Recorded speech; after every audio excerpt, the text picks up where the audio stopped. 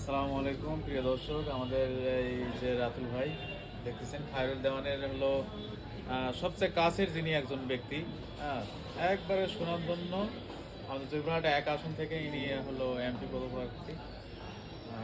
জাতীয় কি পার্টি ওটা? নাগরিক পার্টি নাকি জনকল্যাণ পার্টি। ও জনকল্যাণ পার্টি। জনকল্যাণ পার্টি আমাদের খায়রুল দেওয়ান ভাইয়ের হলো একবারে ঘনিষ্ঠ আমাদের ভাই। আপনার নামটা যদি বলতেন একটু। আমার নাম রাতুল, আমি খায়রুল ভাইয়ের একটা ঘনিষ্ঠ কর্মী।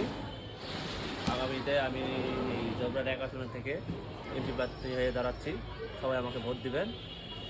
ভাই আপনাদের দোয়া রাখবেন ভাই আমার জন্যে। যেহেতু আমার এখানে আসছে হঠাৎ করে আজকে ভাইয়ের আগমন, তো ভাই আপনি জয়পুরহাটে যেহেতু দাঁড়াতে চাচ্ছেন, ভবিষ্যতে যদি হতে পারেন, সেক্ষেত্রে জয়পুরহাটের কি কি কাজ আপনার দ্বারা হতে পারে ডিজিটাল বলে জয়পুরহাট বাংলাদেশের মতন আমার ডিজিটাল কাজ হবে সব।